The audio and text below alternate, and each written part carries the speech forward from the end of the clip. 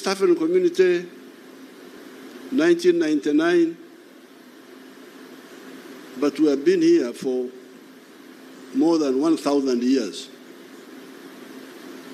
So I would like you, the leaders, the intellectuals, to really broaden your thinking.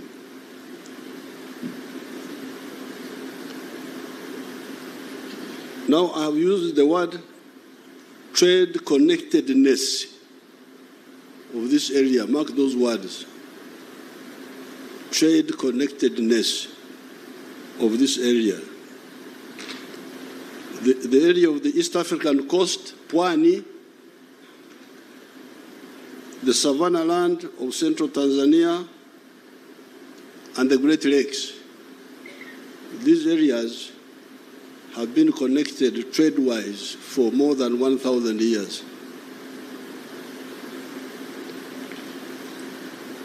How do we know the connectedness in trade of these areas? How do we know? What evidence do I have?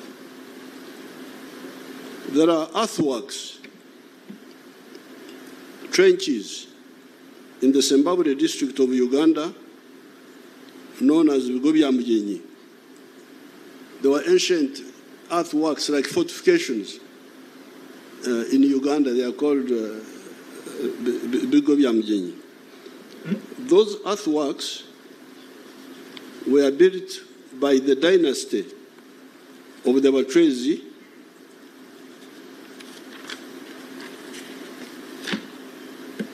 that had united a big chunk of that area for a number of centuries. There was a dynasty which united our area there for a number of centuries. The archaeologists did some excavations and found Nkwanzi. Nkwanzi in our local language, in Swahili, I think you would say ushanga. Nadhani mnaziita ushanga. Ushanga. Meaning glass beads. Glass beads. They found cattle bones and engusio.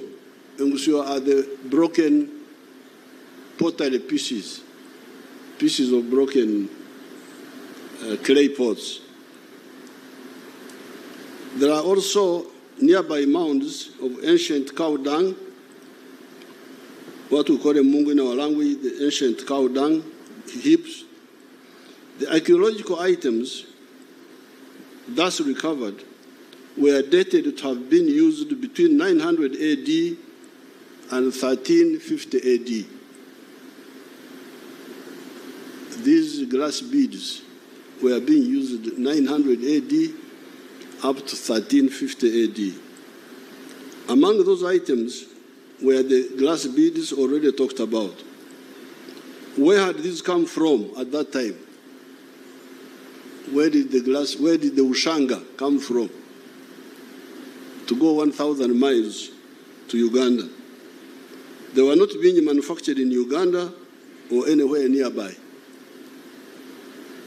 They came from Mesopotamia, present-day Iraq, through Pwani coast, Ugogo Dodoma area, Unyamwezi, that is Tabora area, Usukuma, Mwanza, Buzinza huko mbele huko baada ya Mwanza, Karagwe, and eventually to Uganda. Therefore, there is no doubt that more than 1,000 years ago, this area was a connected trade area, CTA.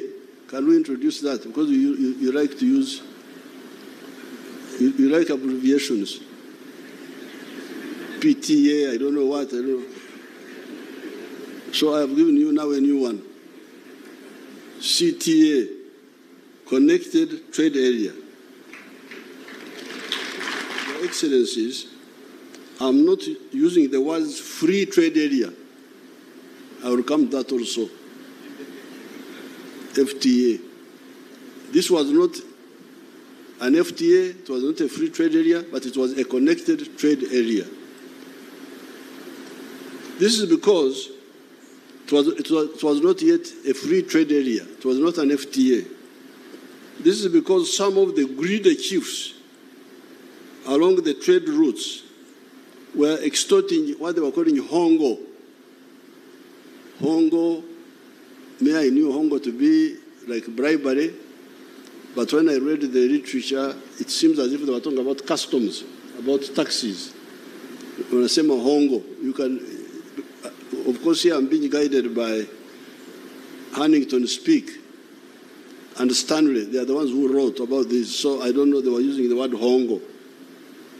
Hongo, meaning like tax, or for him, they wrote hongo. Hongo, they say hongo, but what they meant was tax. So these chiefs, well, some of them were extorting a lot of money from the traders, excessively taxing the traders. There was a notorious chief in Buzinza, known as what I came to understand as Ruswarura. When you read, I think it is Speak, Understand, they write Saurora, but they were mispronouncing the name. But when I asked one of the IARA members from Buzinza, there was an old man in the past, he told me that the name of this chief was Ruswarura of the Buzinza, was very famous for extorting money, extorting gifts from traders.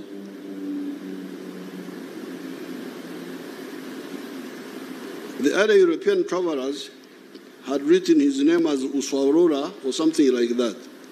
He would extort a lot of what they were calling hongo. That's what they wrote, the Stanley or Speak, one of them, from the traders. But then there was the giant and gentle Rumanyika of Karagwe, who would, on the other hand, give a lot of gifts and assist travelers. Rumanyika was very, very, very, very generous to the traders and to the travelers. Speak and Stanley wrote with a lot of praises about Rumanyika, the king of Karagwe. Therefore, our area was a connected trade area, but not a free trade area. Through Pwani, would get through coast. Pwani is coast. Through Pwani, we would get Nkwanzi, glass beads, Emienda, textiles, guns and gunpowder, etc. Out of the Congo forest, we would get a miringa. That is a brass or copper bracelets. They are called a miringa in our language. Engoro. Those are ivory bangles. Bangles made out of ivory. In Nyerere, they are worn by women. They are iron coils worn on the legs by women. In fact, when Mwalimu's name first came in the news, 1950s, they were saying Nyerere. We said this is. We thought it meant that in our area, but later on we were told it meant something slightly different. Amoshe, giraffe hair neckwear. From Buhaya, from the Bukoba area, we would get, our area would get a toma, back cloth. From Bunyoro, we would get omonyo, rock salt. Our ignorant chiefs kept that underutilization of our opportunities for all that time until the Europeans came and captured them. Because this area was connected trade-wise, but our chiefs never used it to consolidate it, so the Europeans came and captured the area.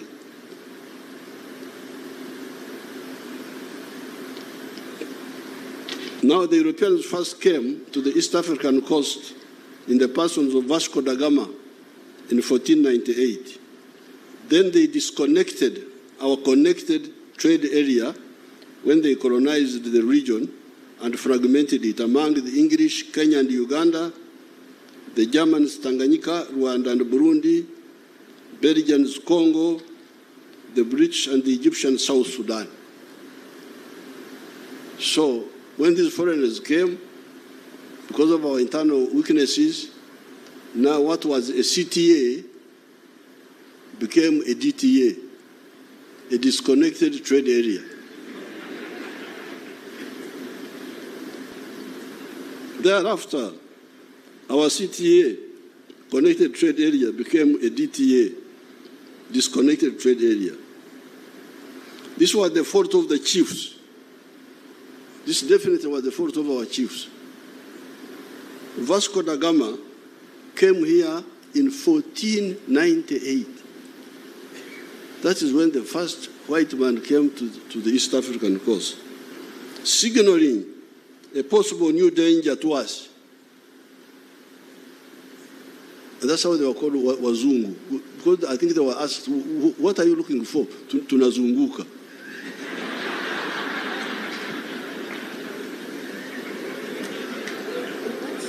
Let's just say they are going around. They were going around.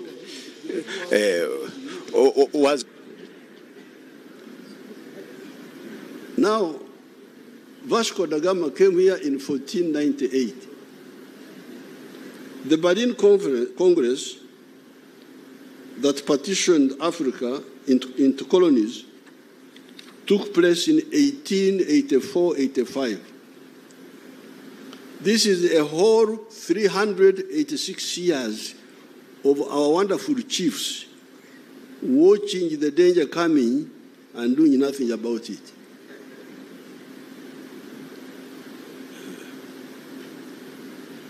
This is just the history. It is therefore most commendable that our leaders, Mzee Jomo Kenyatta, Mwalimu Julius Nyerere, and Dr. Obote, as soon as we got out of the nightmare of colonialism, took the bold step of the decision to form the Political Federation of East Africa on the 3rd of June, 1963, which is what my daughter, the Secretary General, was talking about. I have already given Her Excellency that picture, and I've also given to His Excellency Ruto. I've given all the presidents, even President Kagame, I gave him the picture, that picture of the 3rd of June, 1963. But now I have some copies I want to give to Secretary General again, and to Yara, and to Secretariat. I don't know whether they are the same secretaries. And then to the East African Council, Trade Council. Are there traders here? Oh, okay. Bring my pictures.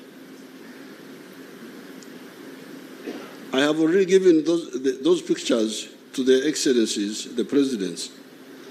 Unfortunately, some actors let us down and did not follow up that decision of forming the political federation in 1963.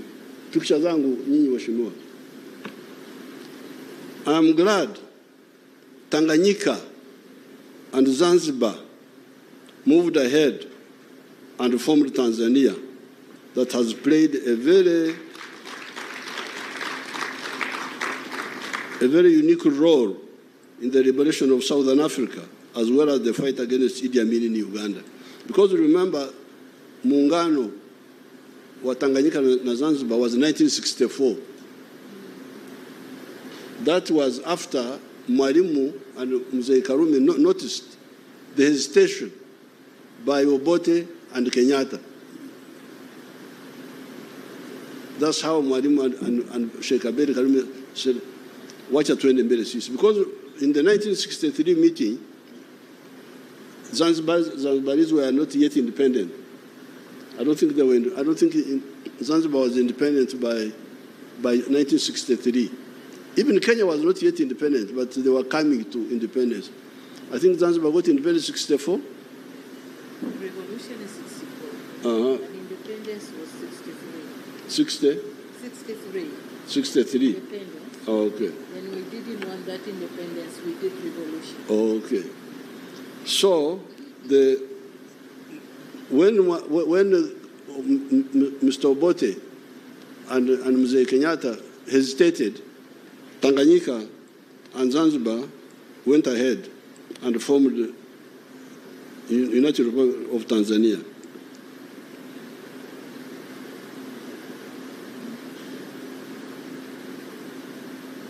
As I said in Soroti the other day, we were in Soroti on another occasion, if that decision had been implemented, the one of 1963, there would have been no problem of Idi Amin in Uganda. Possibly the problems of Rwanda and Burundi could have been solved earlier and with less loss of blood, of life. The Federation of East Africa would have found it easier to deal with the problems of South Sudan and Somalia. We need to remind about these ancient societies of ours sitting around for the last 600 years and watching foreigners taking slaves from Africa, building strength until they were strong enough to either to enter the interior of Africa and colonize it. What do we say? Anyway, when we had opportunity to play a role, we did the necessary. Working with Mzee Arap Moi and Ndugu Ben Mkapa, who restored the EAC. It has moved forward. However, there are still obstacles that stunt the growth of these economies. Take the issue of banning products or unlicensing them so that they do not enter the other member states. You hear people saying that country X has a bumper crop this year and will therefore not allow products from the other countries to enter that market. What then happens is that producers of that product migrate to other enterprises and forget about the unlicensed product. 2 years down the road, you hear that there is a shortage in the same country X, and they want to buy the product. By that time, the product is no longer being produced in the country that was blocked. Even if Uganda is producing a lot of maize, for instance, we have never banned maize products from other East African countries. If we are producing maize, if we have a bumper crop, let other maize also come, and the Ugandans buy whatever is cheaper or better. Instead of saying, this year come, next year don't come, then what happens? I leave that business and do something else if there is no sufficient market. We have a lot of milk products. However, we have never banned milk products from other countries. The Ugandans, some of the Ugandans there, wanted me to ban Tanzanian rice. That mpunga wa Tanzania unaua walimaji wa mpunga wa Uganda. I said, if they are dying, they are dying easily. So if they are dying, let them die and we get more fit rice growers from Tanzania. I could not agree because there are 4 mistakes there. Number one, I am forcing Ugandans to buy more expensive rice of the inefficient Ugandan rice growers. That's mistake number one. Number two, I am undermining the Tanzanian rice grower because if he's efficient, we should all encourage him so that he grows. But if we deny him the market by administrative means, then we are undermining him. Number 3, I am also kulemaza. Kulemaza is our local word meaning to cripple my own rice growers. Because if you give them this artificial protection, they will never be efficient. Let them be efficient and compete with the Tanzanians. Why do you protect the inefficient? But number 4, then if I ban Tanzanian rice, Tanzania italipiza kisasi, ban also something from me. Come on, Mom, I can't be part of that historical mistake. So I said, no, if you can't compete with the rice, you leave rice and do rice in chakula ya Wahindi na Wachina na watu wengine. Lima muhogo, which you can do better.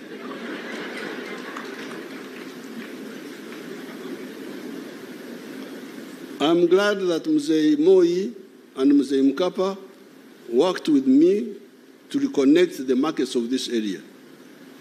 Besides, we went beyond the mere re-establishment of the CTA, Connected Trading Area, and we created what is supposed to be a free trade area that also aims at political integration by creating the Federation of East Africa. I salute our brothers of Rwanda, Burundi, Congo, DRC, South Sudan, and Somalia for joining the EAC and therefore reconnecting the old CTA. You remember we had a CTA 1,000 years ago, Connected Trade Area, which had been disconnected by the Belgians and the Germans and all those people who came in because of our weaknesses. So now, the former CTA is now fully assembled. But it's now more than a CTA, it is now an FTA, a free trade area. We have gone up. Let us now consolidate and move forward together. We, the Pan-Africanists, insist on the economic integration of the whole continent of Africa, and in some cases, the political integration of some parts of Africa, such as East Africa, because of the 3 historic missions we distilled from the beginning. These are prosperity for African people through creating an integrated market that is large enough to buy sustainably goods and services produced or provided by the African wealth creators and workers. You see, when we talk of integration, it's not an emotional thing.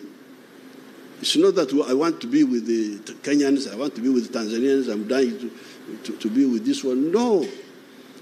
You need it for your wealth creators. If your wealth creators produce a good or a service, who will buy that good and service sustainably and on a big scale? The good thing is that Africans are asleep. Kulala naye ni vizuri. Because when you are asleep, you don't know where the danger is. A snake can enter your house and kill you, and you will die peacefully because you don't know. But when you wake up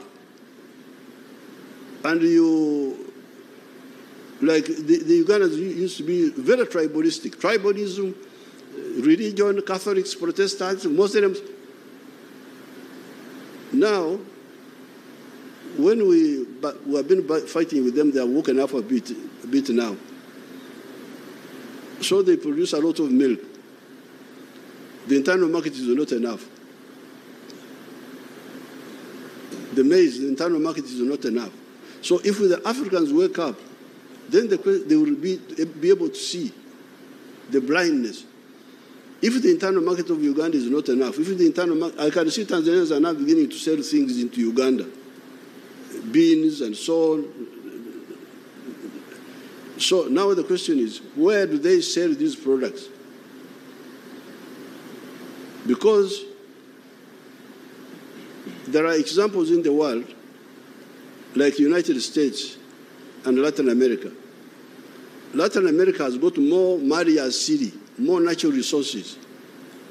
Mito, Misitu, Madini. Latin America is very rich. I think it could be richer than the United States in terms of natural resources. But you see the poverty in Latin America. What is the problem?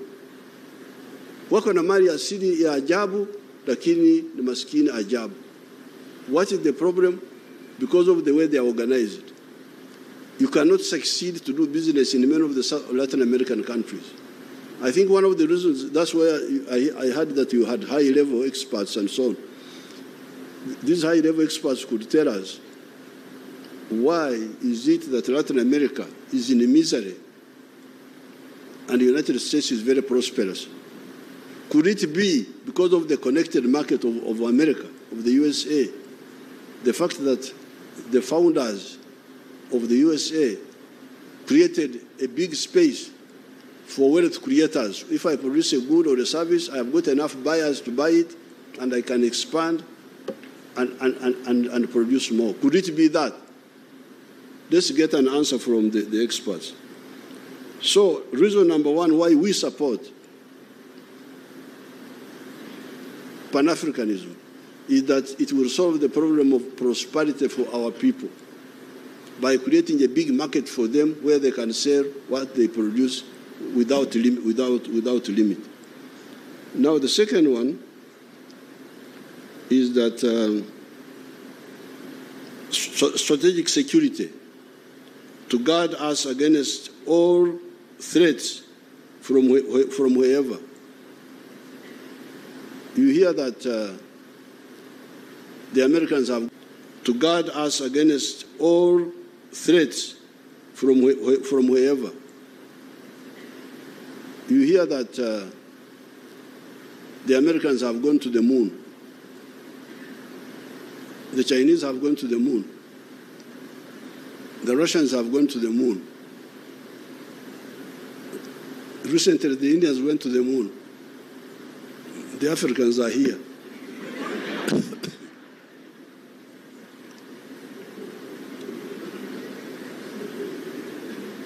and they are not bothered.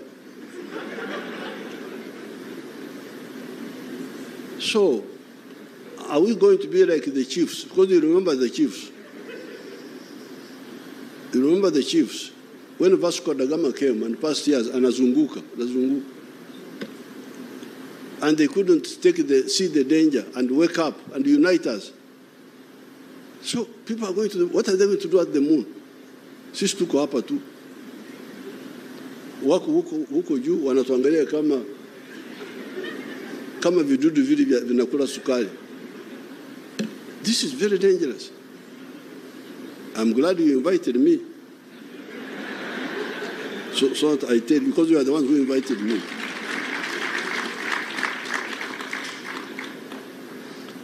So, integration is about the 2 points. Prosperity for our people. Where will this prosperity come from? Ustawi wa jamii unatokana na omba, begging. Because if that, you hold it, you are strong. This is the one I'm giving you. This is Mwalimu Obote, Mzee Kenyatta na wengine. Federation this year. This was 1963.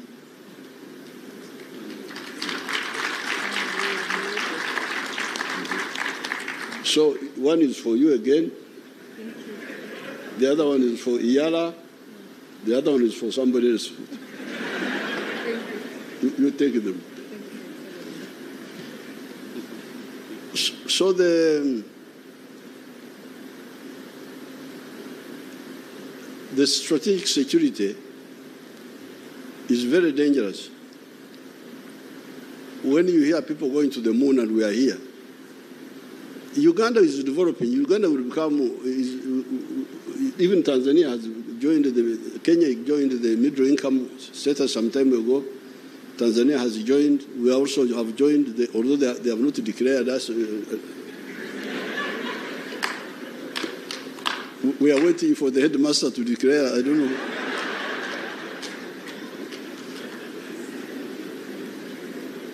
But we are developing. But even if we develop, even if Uganda becomes a first world country, can we afford to go to the moon? Can we afford? Why hasn't UK gone to the moon? They are here with us. UK, France, wote wako hapa na sisi. Wahindi wamekwenda kwenye mwezi, wamekuja, lakini the other fellows are here with us. So there is something about size. You need size to be able to do certain things. And in order to achieve this, so the first, why we insist on Pan-Africanism, number one, prosperity for our people.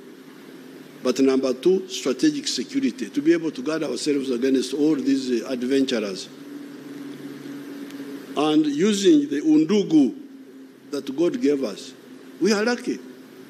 All these people we are talking about are either similar or the same. And in the case of East Africa, we have got even Swahili, which is a common language. The other day, I gave a speech briefly elaborating on each of these in Soroti, not to mention the many other documents in which I have discussed these issues. My speech in Soroti is annexed to this short statement. They will type it.